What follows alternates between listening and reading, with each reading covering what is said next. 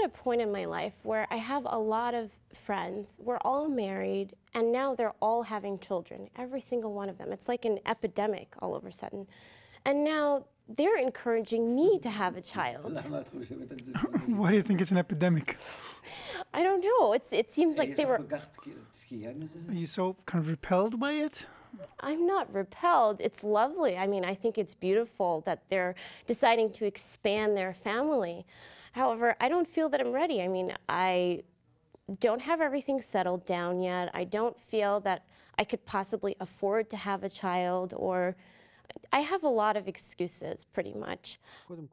Well, first of all, your life is your own life, and you can do what you think is right. But you need to think not from the perspective of your current egoistic perspective that you have today, but look a little bit ahead.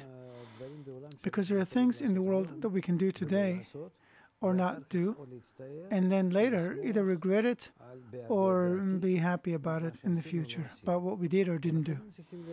So you need to look at it from that perspective, that if now, say I'm 25 or 30, and I postpone expanding the family by about, say, 10 years or so. So what will I think when I'm 40 or 50 or 60, etc.? So you need to calculate, because life isn't just my life today, that I want to have fun today. Maybe tomorrow, because of today, I will pay I'll be punished by life. So it's worth thinking about tomorrow, even today. So I think that in the end, it's never, you're never ready. How should I put it? We can always find excuses for not doing something. But when the kids arrive, they build the parents. We can never know what it means to be a parent until we actually have children. I understand it's hard. I myself went through these stages. But without it, there is no existence. We can't go against nature. There are people who decide to not have children. They're so selfish that they don't want to share. That's basically it. They don't want to share their lives. My life belongs only to me. To my children too? No way. To someone else, to a stranger, a spouse? No. Friends, I'll have, this or that. Boyfriends, girlfriends, whatever, but that's it. And we see that our egos that have grown over history have brought us to make these decisions. Then I don't need anyone. Today, everything is arranged that way in life. You have everything. You got the ready-made food in the stores, and you got all the services. But if you look at a broader or longer perspective, we see that that's not a purpose. If we go against nature, at some point we'll suffer, because nature forces us. In the next generation, the ego will grow to such an extent, probably, that there will be no families at all, and no kids at all. Just like in Europe, for example. People decide not to have children, like you're saying. What's going to happen next?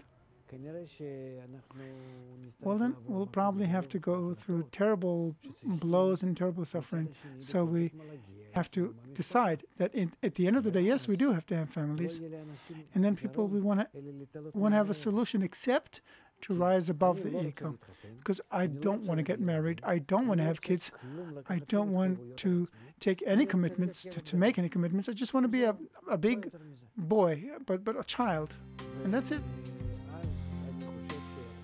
So I think that humanity will be in a far worse crisis than today. And then people will decide that they have to rise above the ego. That's destroying them, destroying the families. It kind of puts an end to the progress of our civilization. And then they will find a way to rise above the ego, to know how to connect to others, a guy with a girl, in order to have children who will even further connect them. And I'm hopeful that it'll happen soon. And then people will see that in the right kind of connection between us, when we annul the ego and rise above it and connect above it, that there is an attainment of a huge pleasure about doing that. And then you won't have a question of not, or, what to do with life, what to do with children, you will naturally want to give more and more. So you'll want children, because to whom can we give our lives? Of course, to our children. That's exactly it. I mean, you said that people are too egoistic these days to have children, to devote themselves to something other than themselves. However, I think I'm far too conceited and far too self-important not to have children. I just don't want to have them now. I mean, you answered my question by saying that I have to kind of decide for myself and perhaps do it sooner than later, but what are you gaining by putting it off? It's also a type of egoism.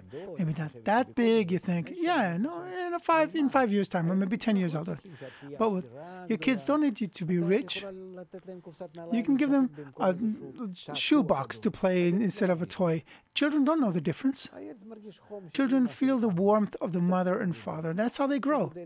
They grow from the heart, from the emotions, from the good attitude. They don't grow because of a huge home with 10 rooms or whatever, and toys that you buy for them that you think are so sophisticated. They don't understand that. They don't. If you have something to give from your heart, it's enough. From that, people grow, and that's what makes them happy.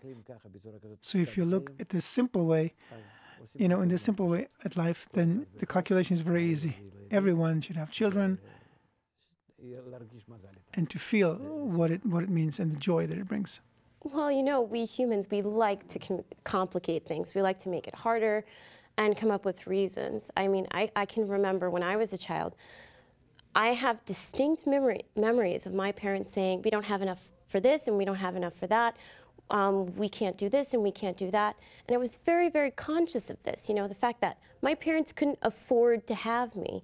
Is there a fundamental change in values that needs to occur so that all that we need to do is give love to our children and show them? I think if you don't give love and instead you want to give all kinds of compensations, then of course whatever you give will not be enough. But if you can give love in the right way, in the right place, a child will not feel deficient in any way. I'm certain of that. And besides, I think that it's natural. We have to learn from nature. Nature is never wrong. Nature is an absolute.